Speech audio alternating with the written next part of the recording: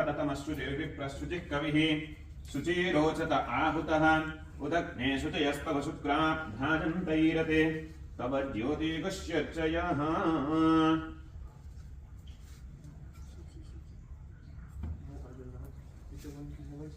येन देवाः पवित्रेण आत्मानं पुनते सदा तेन सहस्रधारेण पावमान्यः पुनन्तुम प्राजापत्यं पवित्रं शतोद्यामगुं हिरण्मयं तेन ब्रह्मविदो वयं भूतं ब्रह्म पुनीमहे इन्द्रस्तुनीति सह मा पुनातो सोमस्वस्त्या वरुणः समीच्या यमो राजा प्रमणाभिः पुनातुम जातवेदा मोर्जयन्त्या पुनातु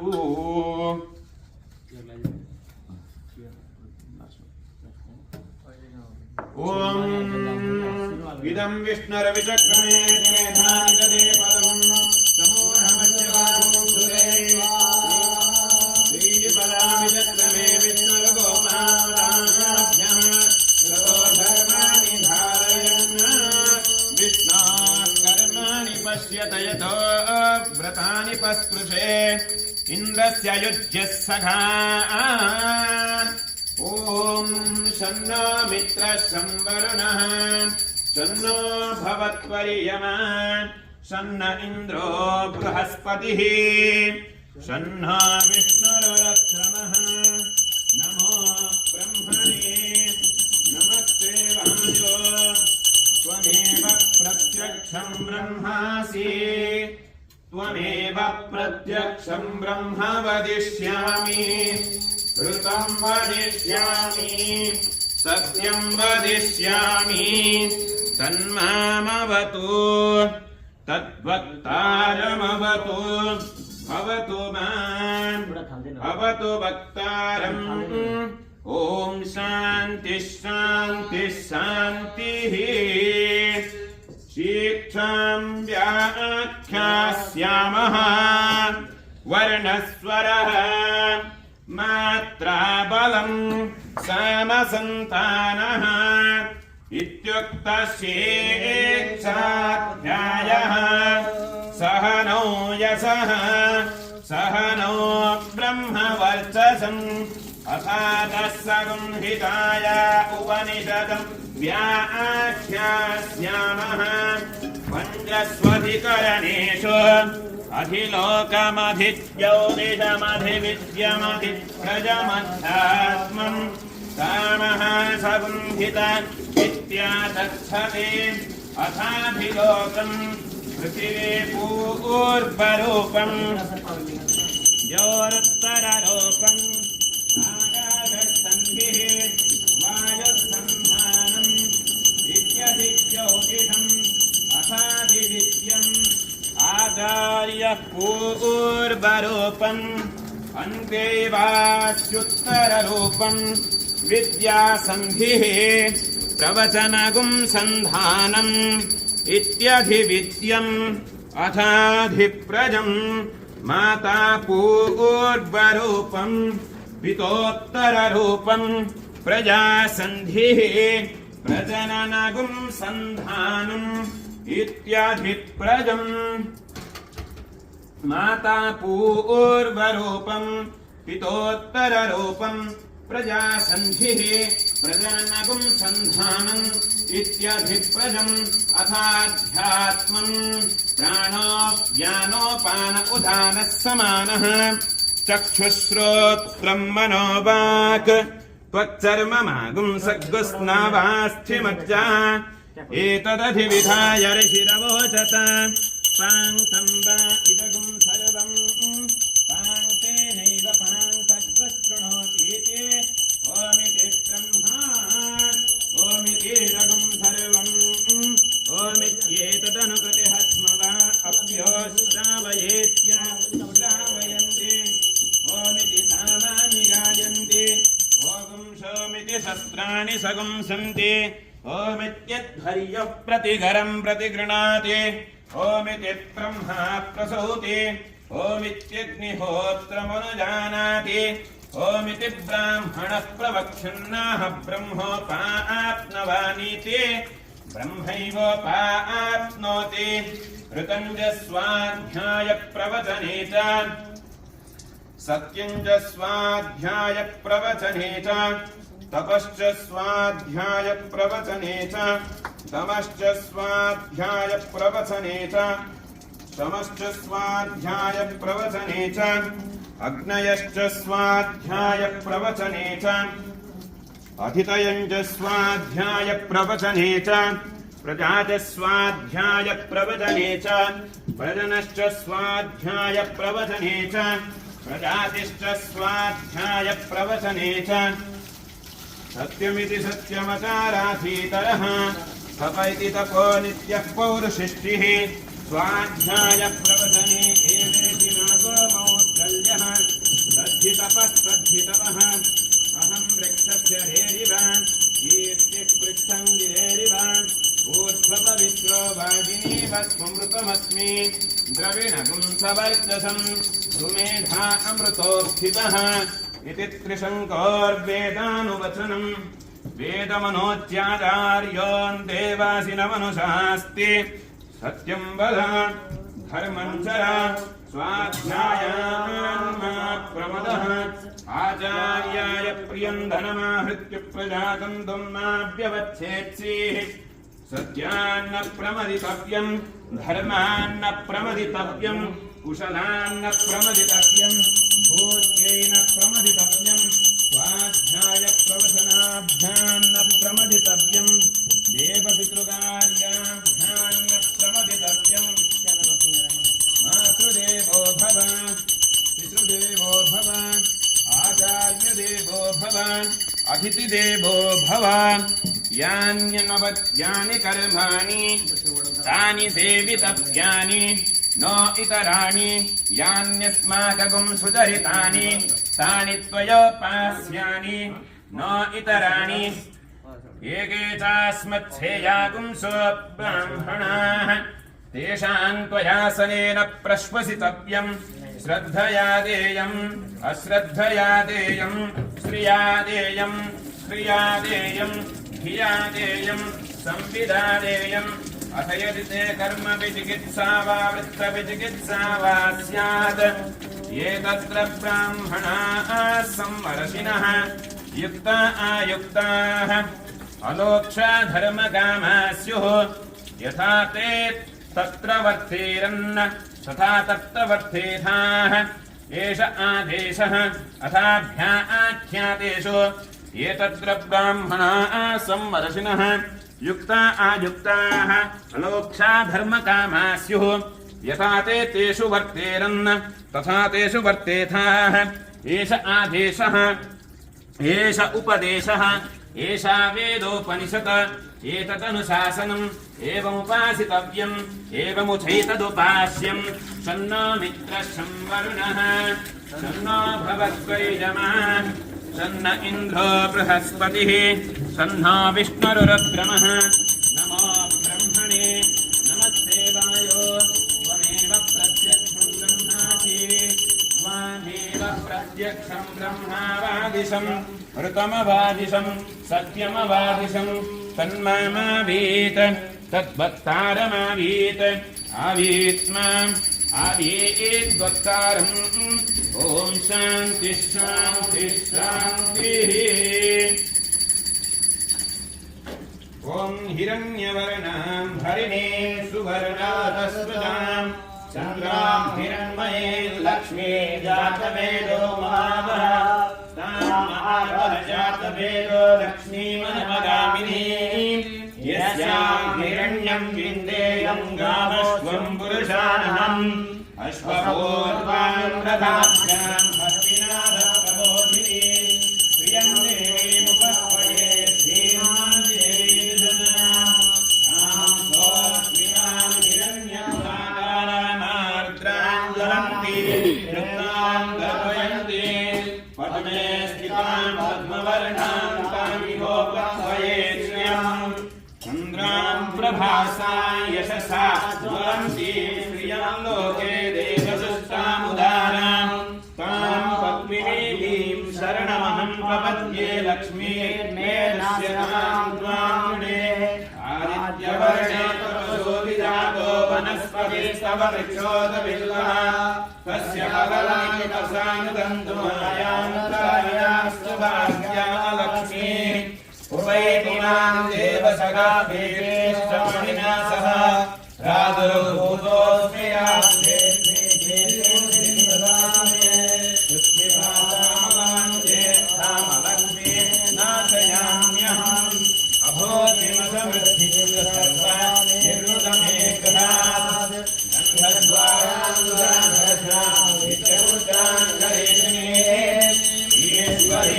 सर्वभूतानां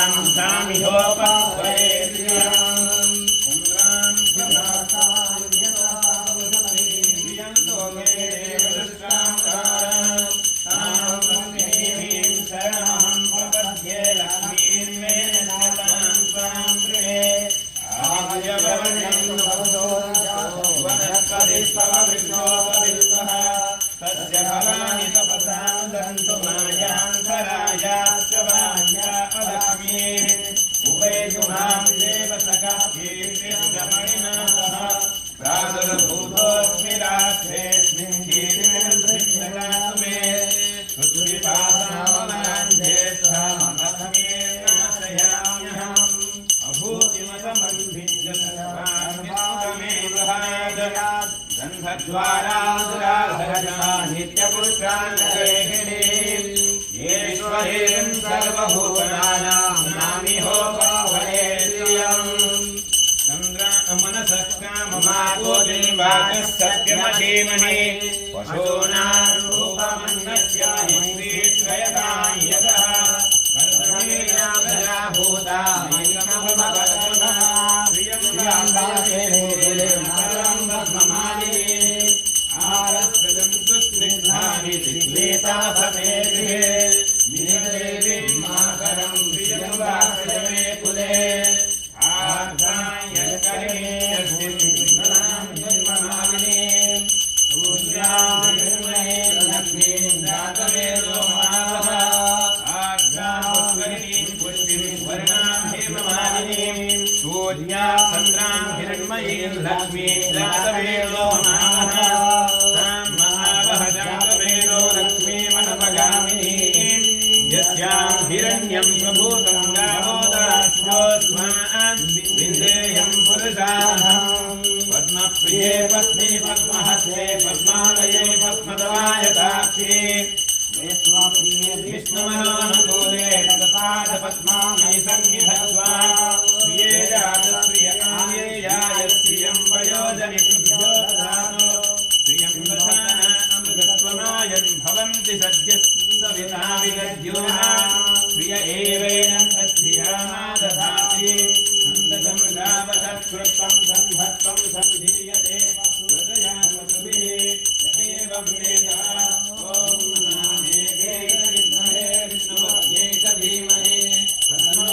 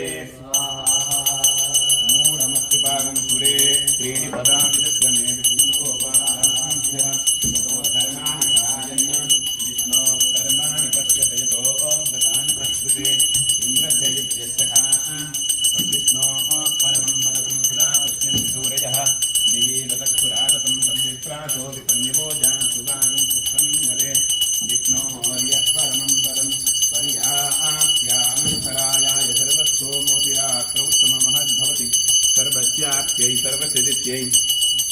सर्वमेव तेनाप्नोति सर्वं जयति नारायणाय विद्महे वासुदेवाय धीमहि तन्नो विष्णुः प्रचोदयात्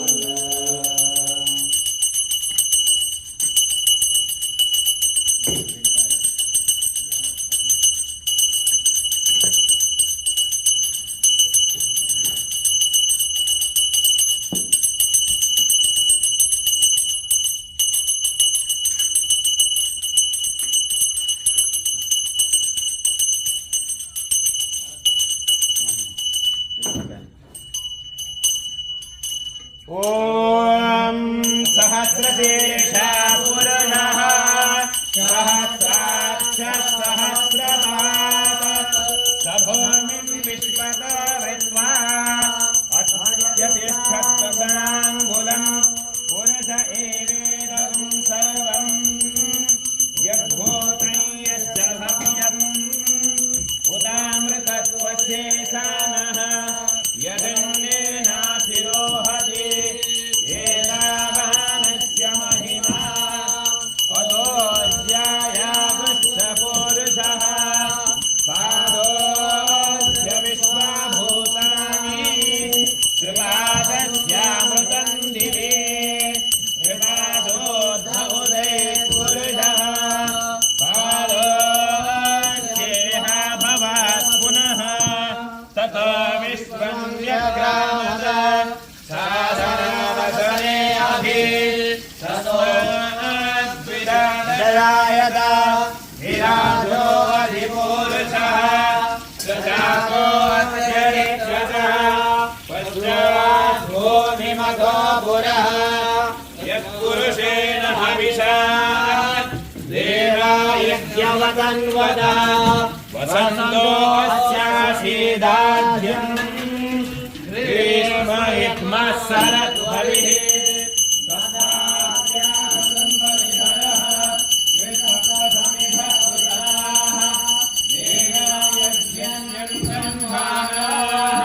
अबद्धं पुरुषं वशो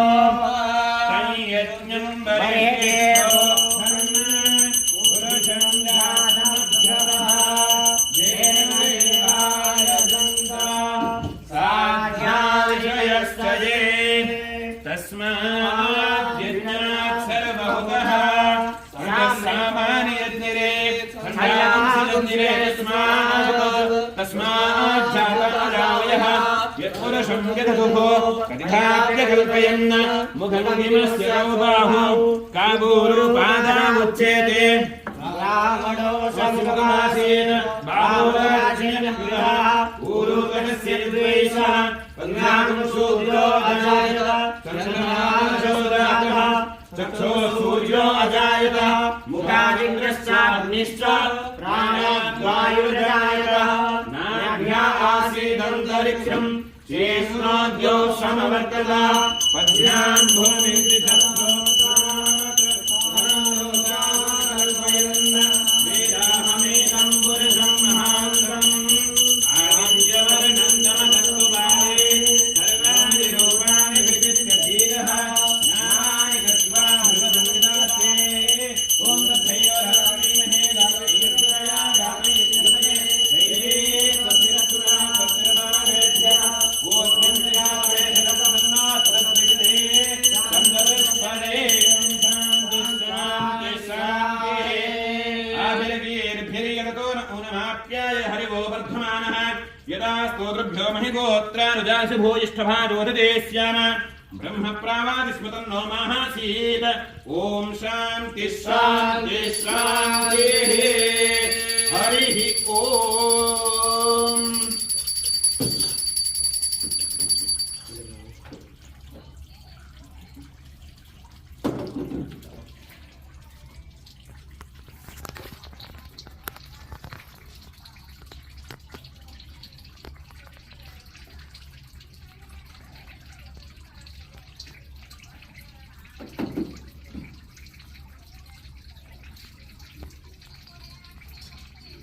Gracias.